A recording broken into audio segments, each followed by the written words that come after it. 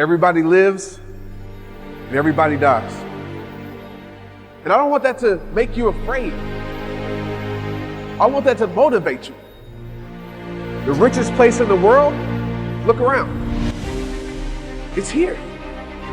You know why? There's so many dreams that were never lived. So many songs that were never sung. So many ideas that were left inside. You know the number one regret people have when they're about to die? They wish they would have lived a life full of going for it. They regret that they lived for other people's opinions. They regret that they lived in fear. Fear is the most subtle and destructive of all human diseases. Fear kills dreams. Fear kills hope. Fear put people in the hospital. Fear can age you. Fear, ladies and gentlemen, can hold you back from doing something that you know within yourself that you're capable of doing, but it will paralyze you. I remember coming from a friend of mine's funeral and I was reflecting on how much time I had left. And I went for a walk in a park thinking about this guy whose life was so promising. And I mean, he wasn't an old guy, he was quite young in fact. And I thought about all of the things that he said he was going to do, and he never got a chance to do those things. And I started thinking about my own life and how much time I had left to do the things that I would like to do. And I ask you a question, what is the benefit? What's the benefit of allowing fear to hold you back? What's the benefit of giving up on yourself, of not stepping out on life and taking life on? What is the benefit for you? What's the plus in that? What would your life look like if you decided not to care what people thought of you? What would your life be like if you decided to give up some of your fears? If we're driving a car and we start getting driven by fear, meaning we let fear take over our thoughts. With our thoughts, then that overrides our words and our actions. And it's almost as if some people are driving through life right now with their hands off the wheel. Imagine if you're driving on a freeway and you all of a sudden let go of the steering wheel, what's going to happen?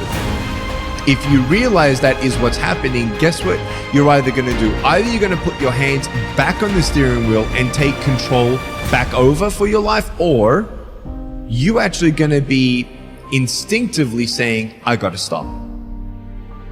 You can't stop in life. How do we really overcome the fear? Where is the anchor for how we overcome fear? Well, first of all, let me tell you, you're not alone.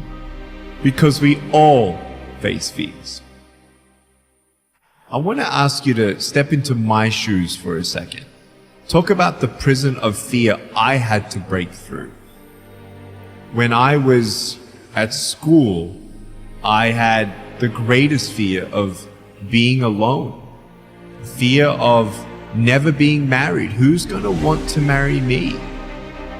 You know, when people look at me, I was in this prison of rejection that actually wasn't true.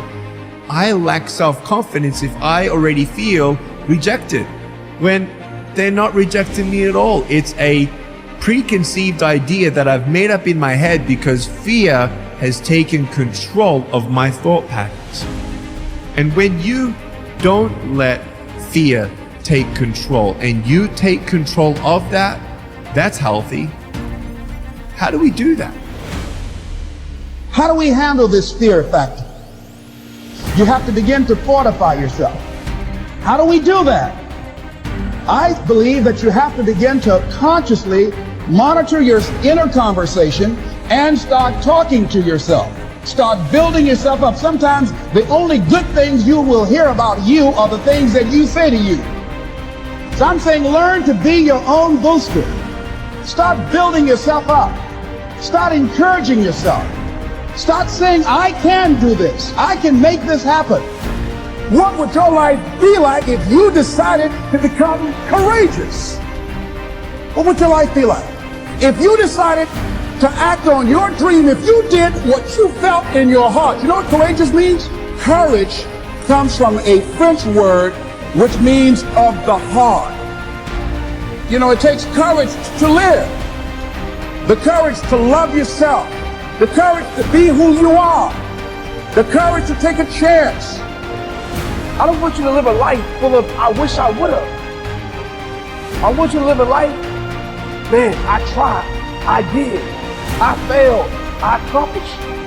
There's 86,000 seconds to do that. And most people, they waste it. Many people are allowing their dreams to die. Many people have all this talent and ability that they are allowing to be buried inside of them, that they will take with them to their graves because they didn't have the courage to be who they are. See, people die every day with regrets. My question is that going to be you? Getting to your final days of life knowing you're about to die with your dreams because you never acted. Please don't get to your final breaths of life knowing you didn't give your best. Because once life is over, it's over.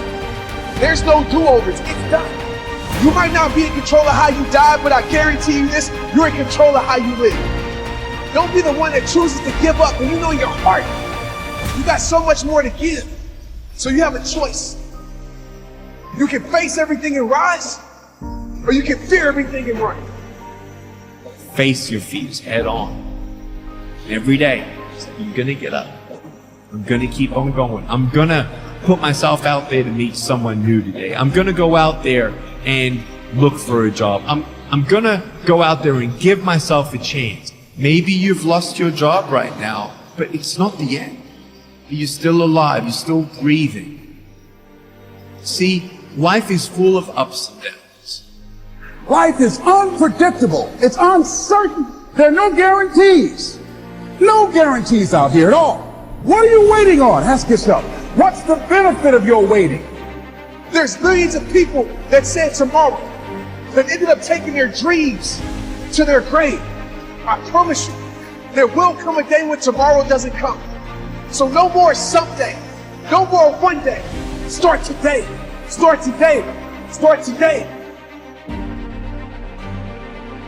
So, today, break through that prison bar. Break it. Let's go. Let's keep going.